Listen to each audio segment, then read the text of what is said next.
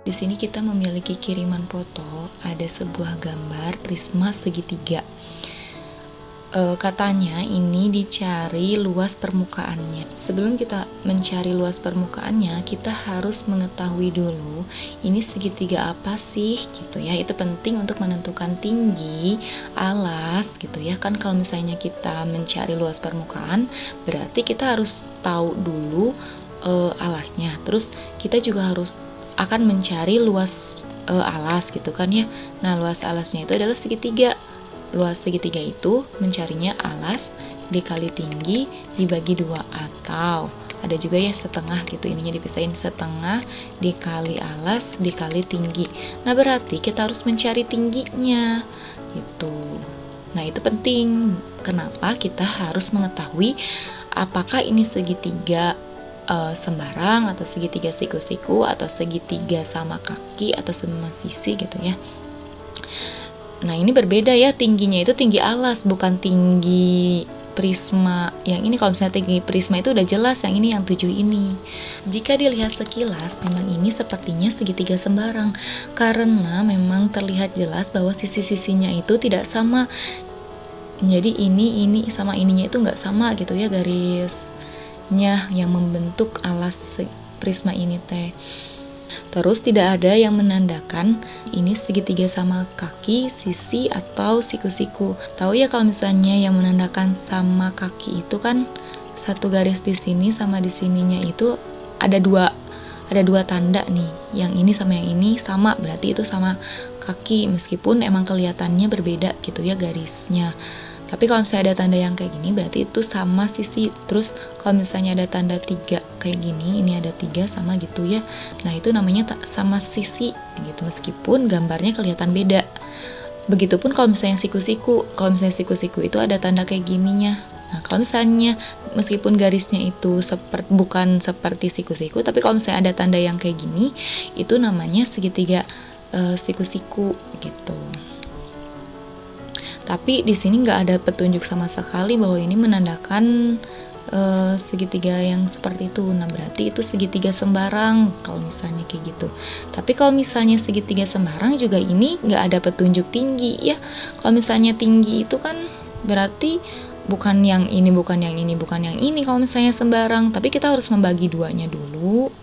Kita harus tarik garis lurus ke bawah. Terus ini yang 6-nya juga nggak bisa kita bagi 2 karena pasti jelas berbeda kalau misalnya sembarang ya. Apakah ini sepertiganya, seperempatnya, kita nggak tahu gitu, nggak dikasih tahu juga. Jadi kalau misalnya ini segitiga sembarang juga bakal bingung untuk mencari alasnya gitu. Nah, tapi kalau misalnya teman-teman perhatikan di sini ya, untuk angka-angkanya itu yang membentuk alas atau yang membentuk segitiganya itu ada angka 8, terus ada 6, dan ada 10. Nah, kenapa 10 ini? Garis yang ini itu sama ya sama yang garis yang ini. Jadi yang berhadapan atau yang sejajar itu sama. Jadi untuk alas dan untuk tutup atau yang di atas sama yang di bawah itu sama. Jadi kalau misalnya di sini 10, berarti di sini juga 10 gitu ya. Nah, ini yang membentuk segitiganya itu ada 6, 8, sama 10.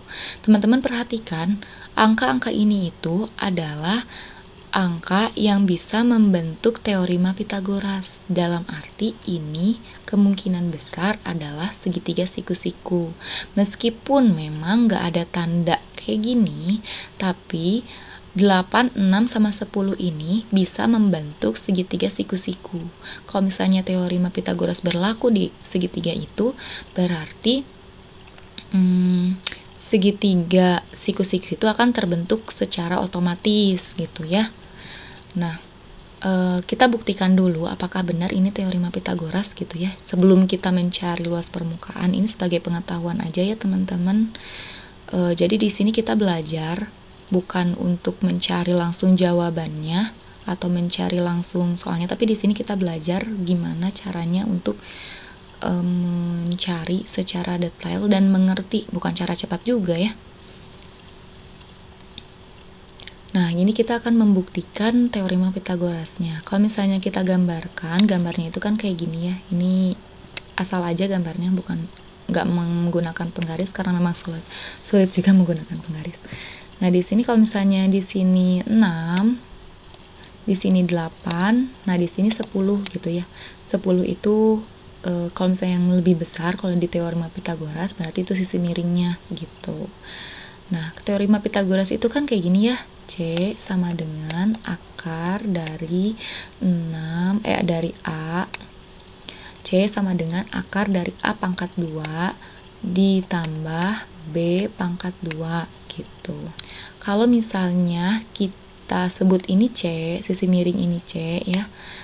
Nah, berarti kalau misalnya ini A dan ini B, ini teman-teman random aja ya, bisa yang mana aja. Misalnya yang 6 ini A atau yang 8 ini B, itu sama aja, yang penting yang membentuk sisi miring ini. Tapi kalau misalnya sisi miringnya yang di sini atau C-nya yang di sini, itu yang salah gitu ya.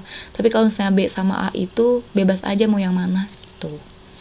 Nah, sekarang yang C, kalau misalnya ininya yang 10, kita akan cari, kita akan masukkan A-nya itu adalah 8 pangkat 2 ditambah 6 pangkat 2 gitu ya. 8 dikali 8 itu adalah 64, 6 dikali 6 itu 36. Nah, ini 10-nya kita turunin dulu gitu ya. Akar dari 64 ditambah 36 itu adalah 4 ditambah 6 itu 10, kesiniin 1 ditambah 6 7 8 9 10. Nah, berarti di sini 100. Akar dari 100 itu adalah 10. Nah, ini berarti benar ya. Ini adalah teorema Pitagoras. Jadi segitiga yang di sini itu adalah segitiga siku-siku ya. Nah, sekarang kita akan mencari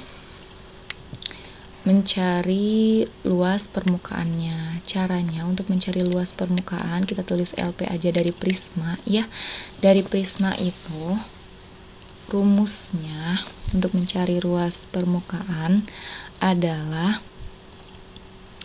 2 kali luas alas. Nah, karena luas alasnya itu luas alas sama luas tutup, yang atas sama yang bawah itu sama. Tadi udah dikasih tahu bahwa jadi berarti ada 2 ya. Oh, kita review ulang dulu. Luas permukaan itu adalah luas dari bangun datar yang membentuk bangun ruang tersebut. Nah, kalau misalnya kita bongkar di sini ya, ini ada 1 2 3 4 5 bangun. Luasnya itu berarti di sini kita memiliki luas yang sama, adalah luas alasnya ini ya. Nah, berarti 2 kali luas alas itu ya, ditambah, ini berarti penjumlahan ya, ditambah bukan dikali, ditambah ini bangunnya kalau misalnya 3 bakal pusing kelamaan untuk mencarinya, jadi kita langsung satuin aja dari sini ke sini. Untuk persegi itu kan panjang dikali lebar ya. Nah, panjangnya itu dari sini ke sini itu kita perhatikan bahwa itu adalah keliling dari alas. Terus untuk ini lebarnya itu adalah tingginya yang di sini. Tingginya itu teman-teman harus perhatikan, itu adalah tinggi prisma ya, bukan tinggi alas. Nanti ada lagi tinggi alas. Nih, yang ini tuh tinggi alas gitu. Terus aja 2. Untuk mencari alasnya itu, luas alasnya itu adalah alas kali tinggi, tingginya di sini tinggi alas dibagi 2. Kita langsung aja masukin ya, karena ini alasnya adalah alas segi 3 gitu. Kita tambah, ini ada lagi kurung. Keliling alasnya itu adalah sisi ditambah sisi ditambah sisi, atau S1 ditambah S2 ditambah S3 itu, dikali tinggi dari prismanya yaitu 7 yang ini ya. Ya, kita masukkan langsung 2 dikali alasnya itu di sini ya.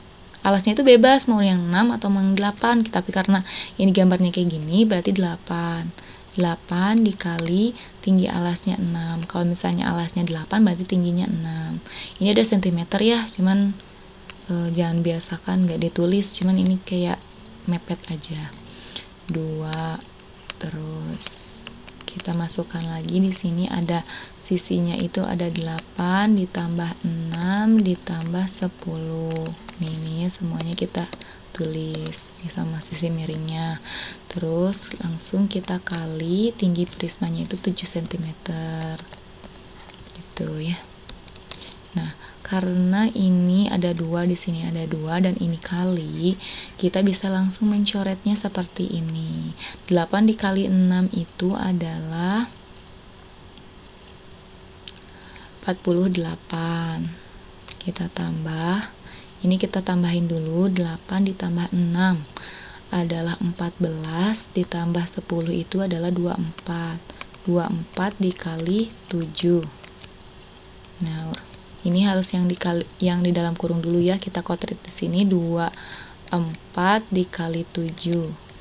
7 dikali 4 itu 28, 8-nya di bawah, 2-nya ke atasin. 7 dikali 2 itu 14, 14 ditambah 2 itu 16. Berarti di sini 48-nya kita turunin dulu, 168. Kita jumlahin sama 48 di sini. Berarti 8 ditambah 8 itu 16, 1 ditambah 6 itu 7, 7 ditambah 4 itu 11. 2, berarti 216. Ini ada sentimeternya ya, persegi. Di sini juga ada sentimeter persegi. Ini ke atas juga. Jadi di sini itu adalah sentimeter persegi. Nah, jadi luas permukaan yang ini itu adalah 216 cm persegi gitu ya.